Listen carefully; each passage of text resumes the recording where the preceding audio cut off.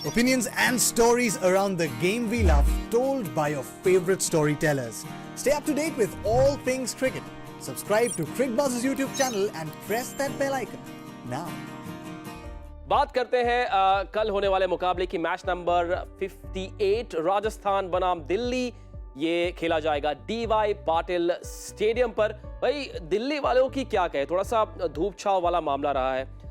कभी जीतते हैं कभी हारते हैं। पृथ्वी शॉ अस्पताल में थे 2 दिन पहले और बहुत ही डिप्रेसिंग हार, बहुत बड़ी हार चेन्नई सुपर किंग्स से 91 रन से हारे। शायद उन्हें भी जरूरत के भूल जाए जो हुआ वो, और कोई चॉइस भी नहीं। अगर साथ लेके जाएंगे तो फिर वो वही हाल होगा, क्योंकि यहाँ पे उनके लिए तो बहुत मायने रखता है ना कि अगर यहाँ से एक हार आपको टूर्नामेंट से बाहर कर सकती है तो आप वो पिछला बैगेज लेके नहीं जा सकते। आपको जब आप टीम बनाते हैं, ऑक्शन में जाते हैं, तो एक बिलीफ रखते हैं कि हमारे पास ऐसी टीम बनी है कि वो जीत सकती है। बट अभी जो टूर्नामेंट हो गया है उसके साथ उसका बैगेज लेके एक्स्ट्रा बैगेज का कुछ फ़ायदा है नहीं।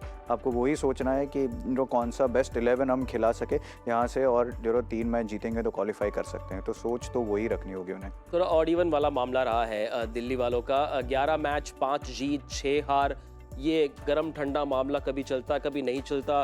पृथ्वी शॉ अब है नहीं, रिकवर कैसे करे?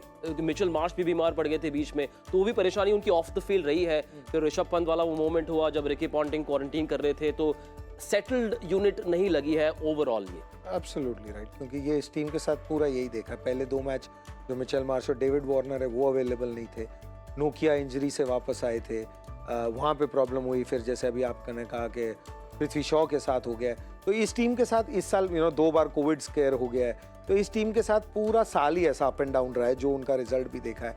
तो वो सेटलमेंट नहीं नजर आए हैं, ना एक आपको स्टाइल दिखा है खेलने का। हाँ, एग्रेसिवनेस दिखी है, ऐसा ये मानना पड़ेगा कि जो रिकी पॉन्टिंग है और ऋषभ पंत के साथ तो आप देखते ही वो एग्रेसिवनेस है, तो वो बरकरार रखी है। लकीली वो अच्छी चीज़ है कि एटलीस्ट आपकी जो माइंडसेट है ना, उसमें आपने नहीं खलबली मचाई है। हालात नहीं आपके साथ ऐसा हाल किया हुआ है कि आपको इससे जूझ के निकलना होगा। तो बट होते हैं कई सीज़न, क्योंकि 10 टीमें हैं कि सबका तो सीज़न गुजरात की तरह थोड़ी रोज सबका हो सकता है। तो लेकिन इनका वो ऐसा नहीं रहा है, इनके साथ टफ पीरियड रहा है, जूझते रहे हैं। और इनके विन्स भी अगर आप देखें, विन्स और लॉसेस जो है ना एक्सट्रीम्स हैं, क्योंकि इसमें टैलेंट की कोई कमी नहीं है टीम में। इस टीम में जो जीत हुई है बैटिंग में करते हुए हो, बॉलिंग में हो, तो वो अच्छी रही है। जो लॉसेज हैं वो थोड़े डीपर है।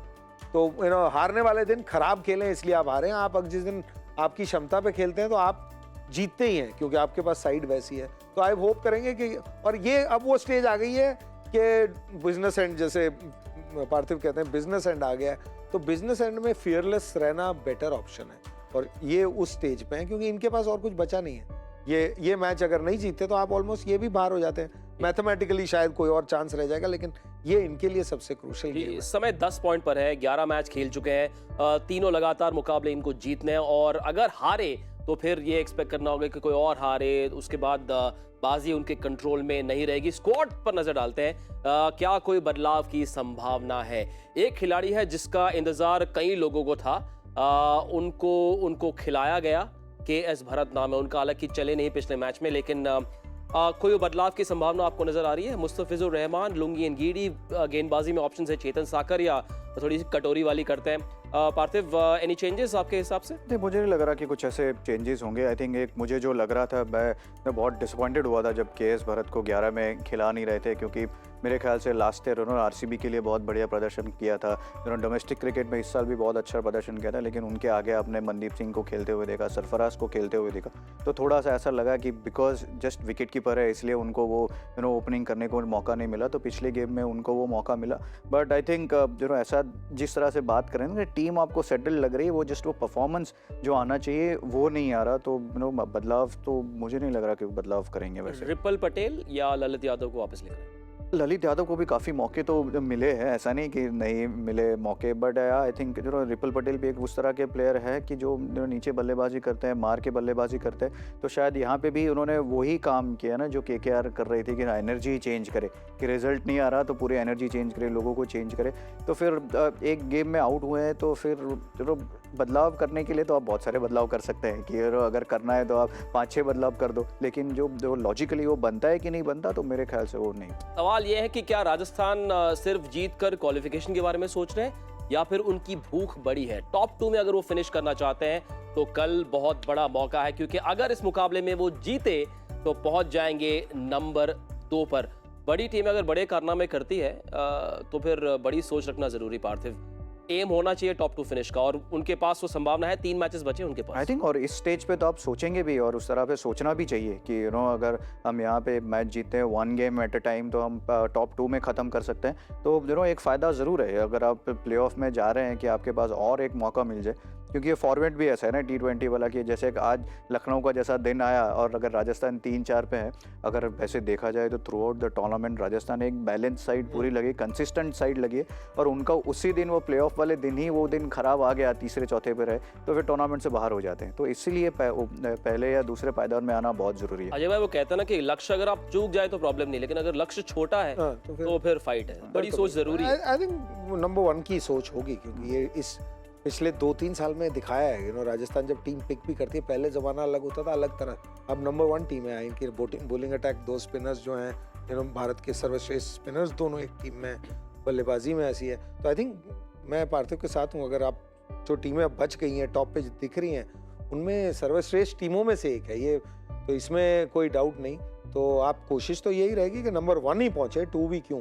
लेकिन कल का मैच ये क्रूशल है। आई थिंक मेरे को लगता है इन पे ज़्यादा दबाव है दिल्ली के पास, क्योंकि दिल्ली इतनी अप एंड डाउन रही है, तो आपको उनका आकलन करना भी मुश्किल है। उनके विरुद्ध रणनीति भी आप बनाते हुए 2 बार सोचेंगे, क्योंकि उनका इतना अप एंड डाउन रहा है कि आपको ये नहीं पता किस तरफ से आएंगे वो।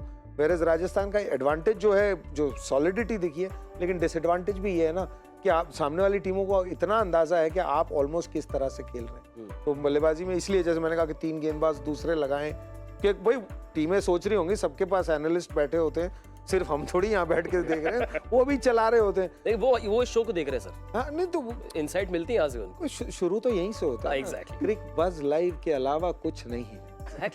और क्रेडिट भी लोन लेके जाते हैं ना यहाँ से, तो वो दोनों चीजें वहां जुड़ती है। तो उस लिहाज से मैं मानता हूँ कि प्रेशर इन पे है, क्योंकि इनको नंबर 1 होने का प्रेशर है, ये हायर पोजीशन में सब कुछ लूज करने को है।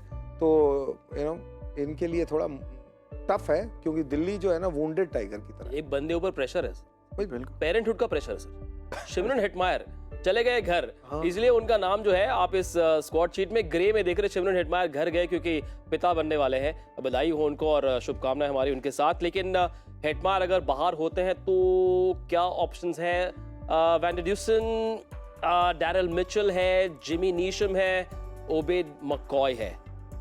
आई थिंक मेरे ख्याल से उनको एक सीधा कुछ बिना कुछ उल्टा सीधा करे हुए, खाली जो लाइक टू लाइक रिप्लेसमेंट अगर देखना है तो आप जो सिमरन हेटमायर जिस नंबर पे बल्लेबाजी कर रहे हैं, लेफ्टी है नीचे, तो जिमी निशम को ला सकते हैं। बस वही उससे ज़्यादा कुछ चेंज नहीं करना चाहिए, स्पेशली क्योंकि अच्छा खेल रहे। नहीं तो कई बार ना आप एक प्लेयर जाता है तो कोई और दूसरों को सेट करने में 2-3 चेंजेस और कर देते हैं, तो उससे अच्छा एक लाइक टू लाइक एक मैच का ये ही है। आई थिंक एक मैच में वापस आ जाएंगे, तो उसके बाद सीधा लेफ्टी को रिप्लेस करिए जिमी निशम को। अगर वो परफॉर्मेंस कर भी देते हैं तो हेटमायर आएंगे, वापस आ जाएंगे। ज़्यादा कुछ उल्टा सीधा करने की ज़रूरत है नहीं।